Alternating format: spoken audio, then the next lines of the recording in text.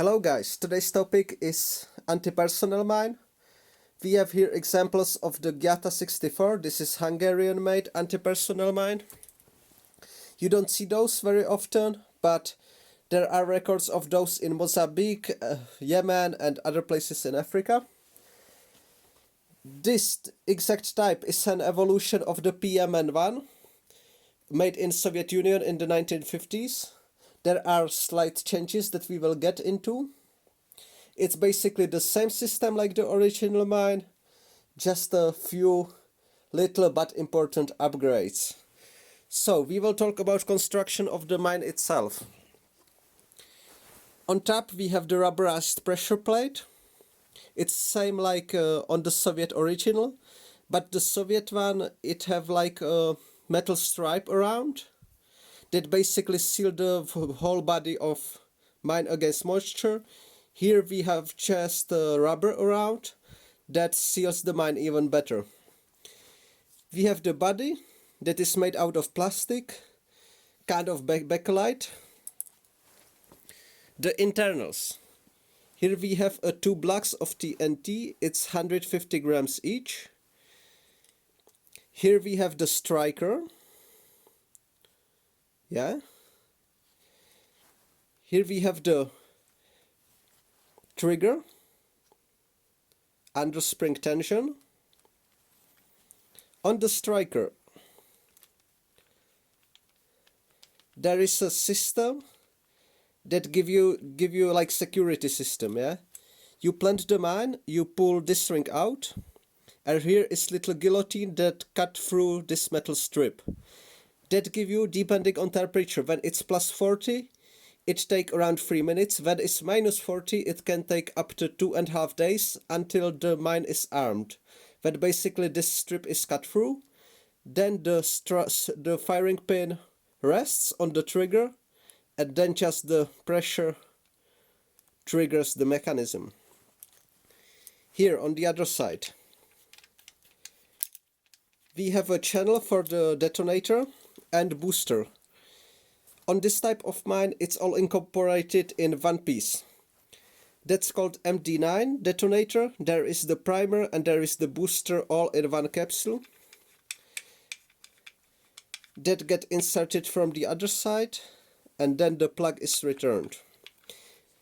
This depends a little bit on the type. There are also Chinese variants of this mine, so in some types you throw this original cap out and you have a package with all replacement part with the detonator, new cap that have the detonator incorporated in it.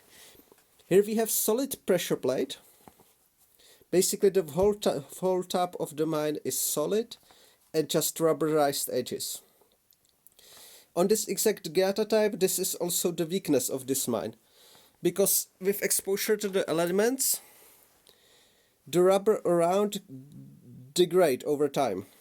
So there are some interesting pictures from the mining when basically the whole top of the mine just fall apart. Here we can see it on the training example that's here.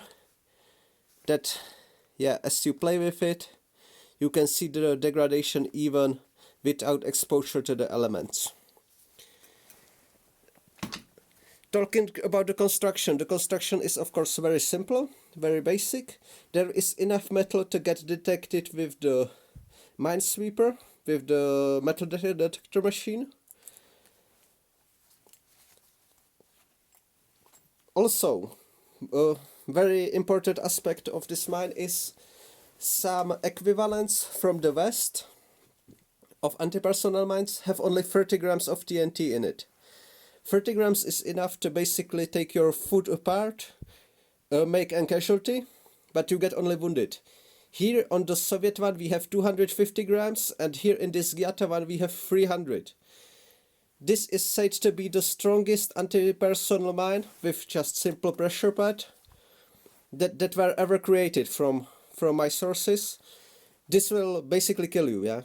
There is just too much TNT. The wounds and burns would be just too severe, And also there is creation of secondary shrapnels consisted of your gear and of layer of the gravel on the mine, so you would get secondary injuries this way. So that's all about it. I will insert little video how to plant this mine.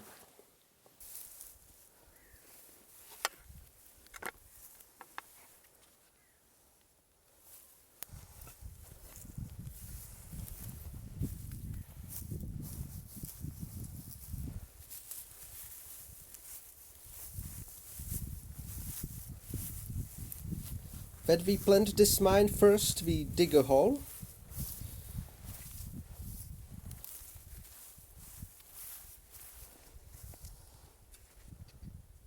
Basically the diameter of the mine. And unlike in the video, we make the bottom of the pit solid. Yeah? We apply a little bit of pressure to really create a good solid surface for triggering the mine.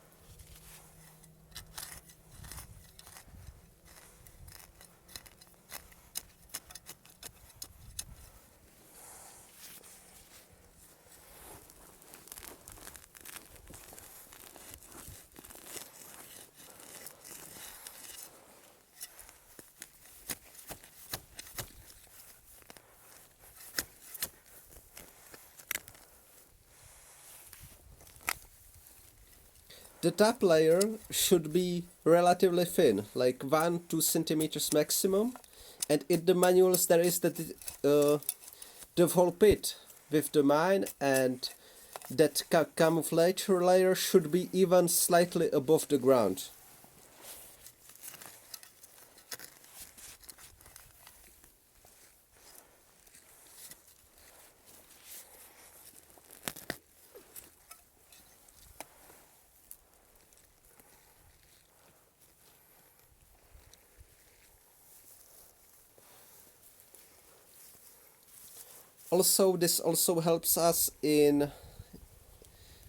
This helps us when we want to identify the minefield. So over time the ground settles a little bit and sometimes you can see just the mud pits around when there is no grass, nothing like this, so you can tell that there is a minefield.